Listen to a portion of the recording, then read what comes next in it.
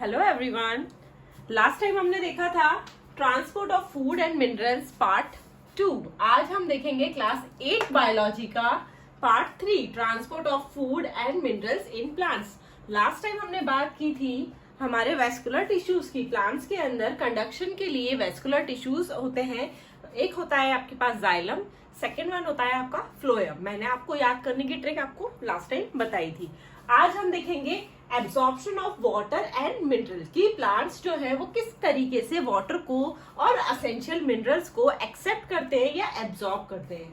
सबसे पहले देख लेते हैं इसके अंदर एब्जॉर्प्शन कैसे होता है। तो प्लांट्स जो है basically they absorb water and minerals from the soil. जो भी सॉइल है, जिस भी सॉइल के अंदर हमारा प्लांट ग्रो किया गया है, उसी से वो एसेंशियल वाटर और मिनरल को एक्सेप्ट करेगा या फिर एब्जॉर्ब करेगा। दूसरी चीज अगर हम बात करते हैं कि एब्जॉर्प्शन के अंदर मेन जो काम आता है आपका, they do so with the help of root hairs. मतलब जो प्लांट्स है एब्जॉर्प्शन का मेन जो काम करते हैं वो किसकी हेल्प से करते हैं? आपकी रूट हेयर्स के हेल्प से करते हैं। अब बात आती है रूट हेयर की कि रूट हेयर होता क्या है आपका।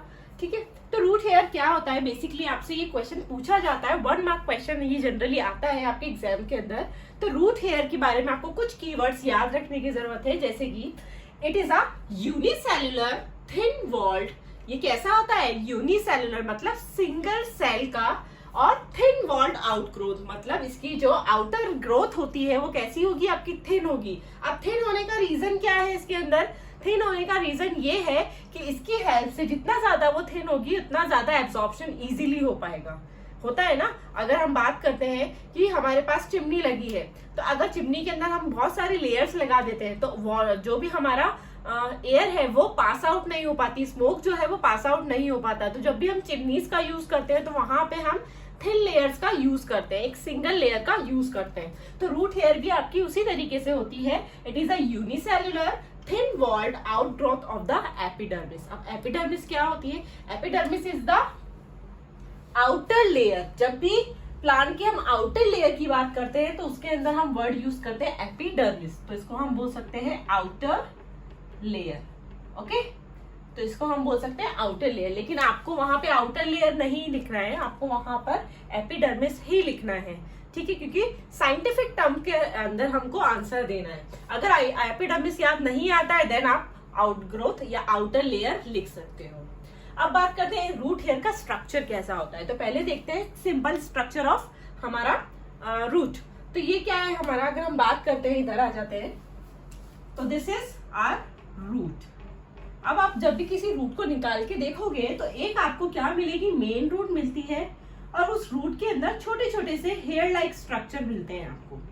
ठीक है, ये हेयर लाइक स्ट्रक्चर जो है वो आपके कहलाते हैं रूट हेयर। ओके, तो ये मेन तो आपकी क्या हुई? रूट, और इसके अंदर जो छोटे छोटे हेयर्स हैं या छोटी छोटी सी आउटग्रोथ है उनको हम बोलेंगे रूट हेयर। ठीक है, नेक्स्ट वीडियो के अंदर हम इससे रिलेटेड हम देखेंगे ओरिजिनल जो हमारा प्लांट होता है, हमारी जो रूट होती है उसके अंदर रूट कहाँ से दिखती है और रूट हेयर्स कहाँ पर डेवलप होती है। ठीक है, तो अभी हम देखते हैं मेन रूट है ये हमारी, और उसके बाद में ये सारी आउटग्रोथ होती है हमारी रूट हेयर। तो एक रूट हेयर को हम जूम करके देखते हैं उसका स्ट्रक्चर जो है वो किस तरीके से दिखता है। तो स्टार्ट करते हैं यहाँ से। जब भी आप किसी रूट हेयर का माइक्रोस्कोपिक व्यू देखोगे तो वहां पे आपको कुछ इस तरीके का व्यू दिखेगा।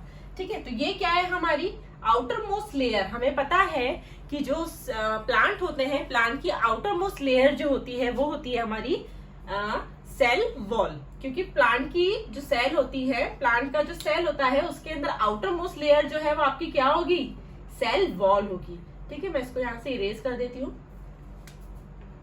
तो फर्स्ट लेयर जो है आपकी वो होगी सेल वॉल। उसके अंदर आपको एक और लेयर दिख रही है, दैट इज ये आपकी होगी सेल मेम्ब्रेन। मैं आपको CWCM लिख रही हूँ। ठीक है, तो ये आपकी फर्स्ट लेयर है cell wall, second one is cell membrane. इसके अंदर आपको कुछ फ्लूइड दिखता है, उस फ्लूइड का नाम है साइटोप्लाज्म। साइटोप्लाज्म, तो थर्ड कंटेन क्या हुआ? साइटोप्लाज्म। यहाँ पर क्या होगा? ये आपको एक छोटा सा पॉइंट दिख रहा है, इसको हम बोलेंगे न्यूक्लियस। तो ये क्या होगा हमारा? न्यूक्लियस। तो एक रूट हेयर के अंदर एसेंशियल पार्ट कौन कौन से होते हैं? सबसे पहले आउटर टू इनर जाएंगे, तो आउटर वाला होगा हमारा सबसे पहली फर्स्ट लेयर जो है उसको हम बोलेंगे सेल वॉल। उसके बाद सेकेंड लेयर हमारी आती है इंटरनल लेयर, सेल मेम्ब्रेन।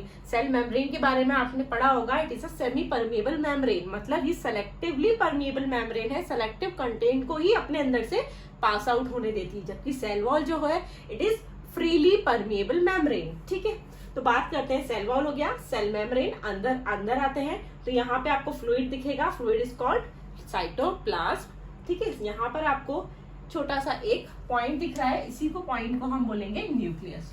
तो हमारी रूट हेयर के पास में 4 मेन पार्ट कौन कौन सी हो गए, cell wall, cell membrane, cytoplasm and last one is nucleus. ठीक है, तो ये जो आउटग्रोथ है ना, ये आउटग्रोथ आपकी यही रूट हेयर्स है। इस रूट हेयर को जूम करके या माइक्रोस्कोपिक व्यू जो है वो दिखाया गया है। एग्जाम के अंदर आपसे रूट हेयर का डायग्राम अगर पूछा जाता है, 2 मार्क क्वेश्चन दिया जाता है, तो वहां पे आपको फर्स्ट 1 मार्क आपकी कीवर्ड्स या आपकी डेफिनेशन का होगा और 1 मार्क आपका ड्रॉ का होगा। तो आपको अगर वहां पे मेंशन नहीं भी किया है कि आपको ड्रॉ करना है या नहीं करना है, लिखा है simple question define root hairs, तो आपको क्या करना है, आपको सबसे पहले डिफाइन करना है और उसके बाद में इस स्ट्रक्चर को अगर आप ड्रॉ करके आते हो, रिप्रेजेंटेशन अच्छी होगी इससे और मार्क्स भी मिलेंगे। ठीक है, आगे बात करते हैं कि इस रूट को जरूरत क्या पड़ी इस छोटी छोटी रूट हेयर्स की। ठीक है, तो फंक्शन ऑफ रूट हेयर, तो क्वेश्चन ये भी आ सकता है, define root hair and its function. तो 1 मार्क का क्वेश्चन, अगर 2 मार्क क्वेश्चन है तो 1 मार्क आपका डेफिनेशन का होगा और 1 मार्क आपका फंक्शन का होगा। ठीक है, तो फंक्शन क्या है इसका, एक फंक्शन सबसे इंपॉर्टेंट फंक्शन जो है ये क्या करता है, it increase the surface area. देखो ये इंक्रीज कर रहा है सरफेस एरिया को, कैसे इंक्रीज कर रहा है ये सरफेस एरिया, देखो सपोज यहाँ पर एक पॉइंट है ए और यहाँ पर एक पॉइंट है बी, तो अगर मैं बोलूं when we move from A to B, और इसी तरीके से एक और पॉइंट है हमारे पास में सी और एक पॉइंट है डी, तो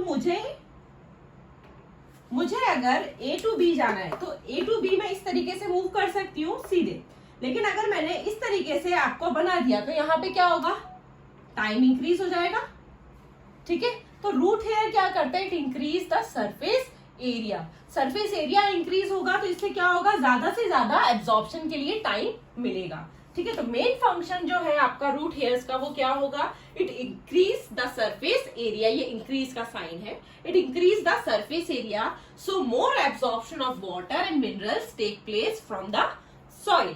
ठीक है, तो ज्यादा से ज्यादा सॉइल और मिनरल्स जो है उनको टाइम मिलेगा और वो ज्यादा से ज्यादा आपके क्या होंगे, एब्जॉर्ब होंगे। अब देखो अगर एक सिंपल रूट होती इस तरीके से, तो यहाँ पे क्या होता, इतना ही अटैचमेंट होता सिर्फ हमारे H2O का और हमारे मिनरल का, लेकिन अब यहाँ पे क्या हुआ, इस तरीके से रूट हेयर्स आ गई, तो रूट हेयर्स क्या करेगी, आपका सरफेस एरिया को बढ़ा देगी, जिससे मोर एब्जॉर्प्शन या एब्जॉर्प्शन की रेट जो है वो इंक्रीज हो जाएगी। तो इसका मेन फंक्शन याद रखना, it increase the surface area so the more absorption of water and minerals take place from the soil.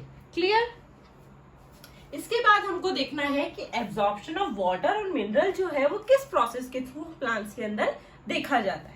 ठीक है, तो नेक्स्ट वीडियो में हम देखेंगे absorption of water and mineral through different processes. ठीक है, थैंक यू एवरीवन।